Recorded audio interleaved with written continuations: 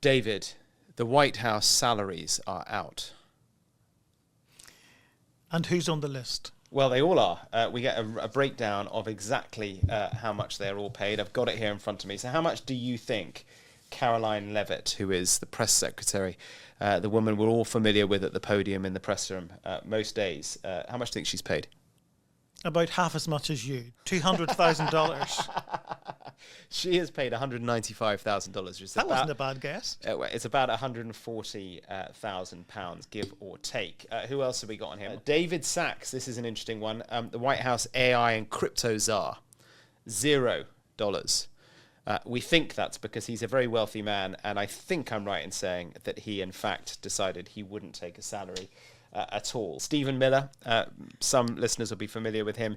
He is the man who's effectively driving the president's immigration agenda. Again, $195,000 a year.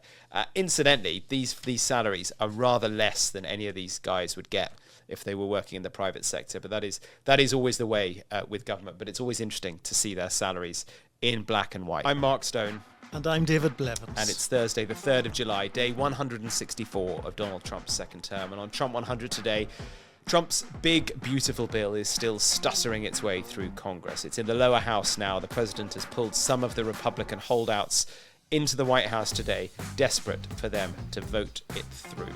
And entertainment company Paramount agrees to pay Donald Trump a massive $16 million over a Kamala Harris interview they did last year. But first, David, it has been all hands on deck, hasn't it, to get Donald Trump's mega bill passed today, meeting his self-imposed deadline, which was Friday, the 4th of July. And the wrangling still going on to try and get those no votes turned to yeses. Yes, a huge amount of tension and jeopardy on Capitol Hill right now. Off the back of a marathon overnight voting session in the Senate, the bill is now back with the House of Representatives. Donald Trump may control Congress. But you know what he doesn't control, Mark? The weather. The weather. Yes. Thunderstorms have delayed and cancelled flights for many members of Congress making the trip to DC to vote on this bill. Some of them have been forced to make very long road trips. This is Republican Representative Nancy Mace. We are leaving Charleston for DC. We're going to drive all night. It's 8 hours with 2 rest stops and a Chick-fil-A drive-thru, but I think we're going to do Waffle House tonight. We'll probably get there rolling about 6 or 7 a.m., so let's go. It reminded me of, I guess, the summer version of that great old film that older listeners will be familiar with, Planes, Trains and Automobiles, where they all try and get back. Is it Christmas they're getting back for, or Thanksgiving? I can't remember, but they're trying to get home for Thanksgiving, and they hitch rides with different people. This was Nancy Mace trying to get back. And she was later seen walking through the halls of Congress in her pajamas this morning. On Monday, they had what they call a votorama, this marathon session of voting. Pity it wasn't today. It would have been a pajama votorama. Oh, David, your jokes are almost as good as James's. But as we record, they still haven't had the final vote, but there's still a lot of controversy about this bill, Mark. There is, yeah. Donald Trump's been trying to persuade the holdouts today. He's had some of them over to the White House. Some Republicans still have huge concerns over the bill, and specifically the issue of Medicaid. This is the government-sponsored or government-provided, I should say, healthcare, which is, for poorer people across America. It's truly a lifeline. I mean, literally that. National debt is clearly another massive concern. We've heard that the concerns of one Elon Musk, once a friend of the president, maybe not so much anymore. And his big concern with this bill is not so much Medicaid, but the amount of money it will add to the national debt. It is an eye-watering amount. And his view is, look, what are we doing here? We're supposed to be bringing the national debt down, not adding loads to it. We have spoken about this all week. Politicians in Congress have been talking about it all week as well. And these Republicans, many of them, honestly, they're scared of Donald Trump. They know that their own election is kind of in his control. They know that he can primary them. He can plow money into other candidates if they don't do what he wants them to do. So I think there's quite a lot of concern among these politicians. Yeah, so potentially a very long night ahead for them as they try to pass the bill and race for the barbecues on the 4th of July. Well, that's the thing, it's this deadline, not just a deadline imposed by Trump, but it's a deadline because they'll all want to get home. And what are your plans as the nation celebrates its birthday? I am going to a party on the roof of a building near the Capitol. So I'm actually going to get an amazing view of the fireworks. Looking forward to it. I've been away every 4th of July that I've lived here, but not this year. Well, I'm going to do a road trip from Washington to Boston to collect some family members arriving for a wedding next week. Very good. Well, congratulations. That'll be fun. Now, Gaza, at the end of the episode last night, we got word as we were recording from the president, via his Truth Social account, of course, that Israel had agreed to a proposal for a ceasefire. The key words were 60 days. A 60-day ceasefire appears to be what the Israelis are agreeing to. Now we await word from Hamas to see if they will agree to the Israeli government proposal. The problem is that Trump's announcement in his social media summarized version of whatever Israel has actually agreed to, we don't know the details. Does it represent something new or does it just amount to Israel's already established position, which Hamas has already rejected?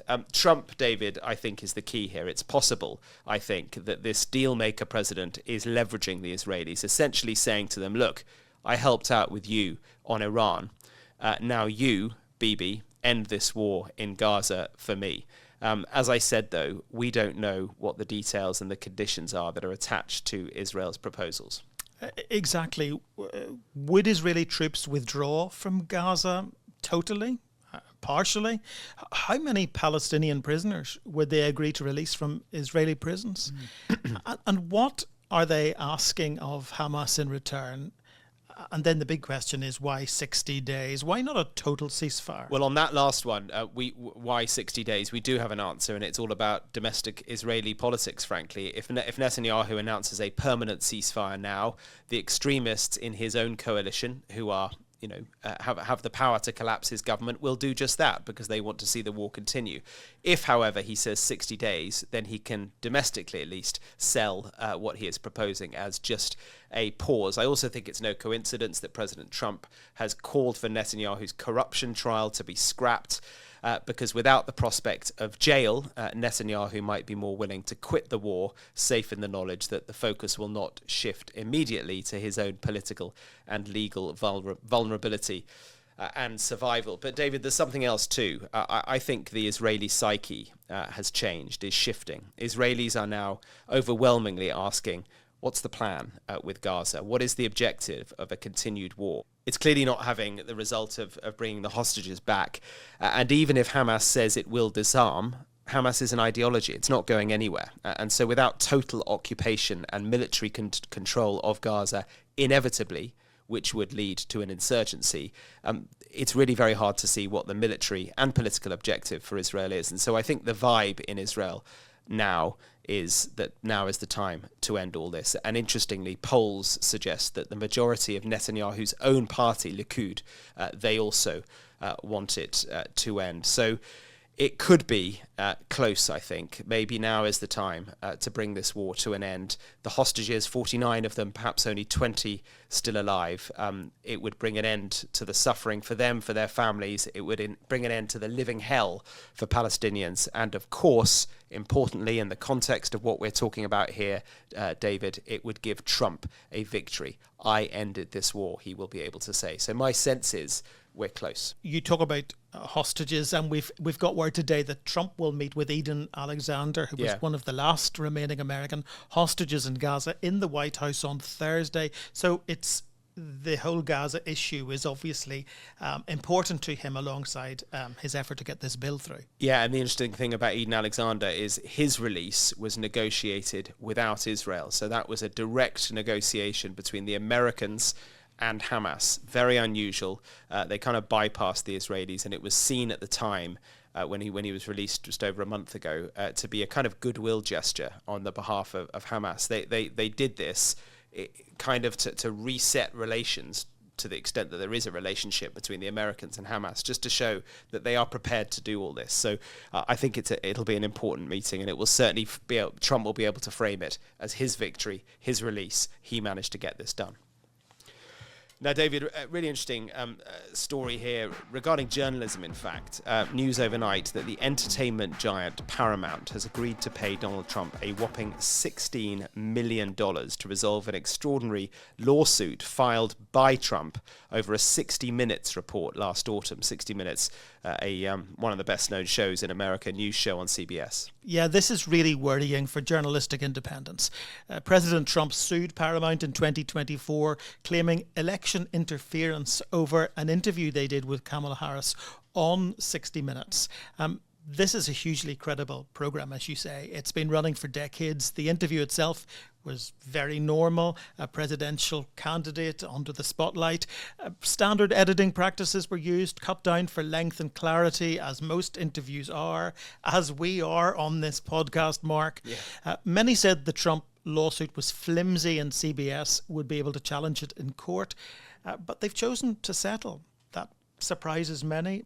The $16 million payout will go towards Donald Trump's future presidential library, we're told. Yeah, I think, look, critics of this, supporters, I should say, of Donald Trump and his decision to pursue this lawsuit have sort of argued that, I think, that they kind of cleaned up the interview and made someone who was not particularly good in the interview sound better, which is certainly something our producers do for us to take out all the nonsense and make this sound a little bit a vital contribution, a little bit more coherent.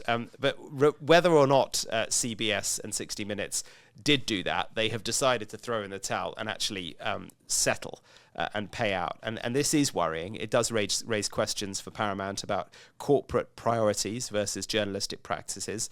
CBS were keen to say that they offered no apology or no statement of regret here, but many journalists at CBS are pretty outraged that this wasn't taken to court.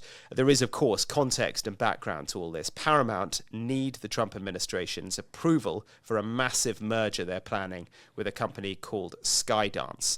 No relationship, incidentally, of our own Sky. Now, both Paramount and the Trump administration have said there's no connection between the two things, but we know there is a transactional nature to Donald Trump, and you just does make you wonder, and will certainly make some wonder, whether Paramount have decided, look, we're going to make more money by having this merger than the money we're going to have to pay to Donald Trump to settle this one. So it might be worth settling this so we can get this merger over the line. As I say, CBS says there is no apology has been made or statement of regret for this, but does it pass the sniff test? I don't know. Now here's a question. Can you name any of Paramount's most famous productions? No. Mission Impossible. Oh. Forrest Gump. You've been looking this up. And I'm a Belfast man. That's the clue. Titanic. I was about to say that. So they've chosen to run Forrest Run rather than risk the ship sinking. There is a Titanic thread that runs through this podcast that keen listeners will know about. It involves my singing. But we won't go there. Before we go, Mark, following up on what we were talking about on yesterday's episode on Donald Trump's immigration plans, a federal judge today has blocked his policy banning asylum seekers at the US-Mexico border. Yeah, this ruling said that Trump exceeded his authority when he declared the immigration situation a national emergency and immediately halted the ability for people to claim asylum in the United States. The judge has paused the policy for 2 weeks, a blow for the Trump administration certainly, although they will most likely appeal. Another battle playing out in the courts. That's all we've got time for on today's episode. If you want to get in touch, you can do so at trump100@sky.uk. We will do a Q&A episode in due course. Yeah, we will indeed. Hit the follow button to keep up to date with the podcast wherever you're listening from. Leave a comment or tell a friend as well. We will see you tomorrow for another episode of Trump 100. Bye-bye.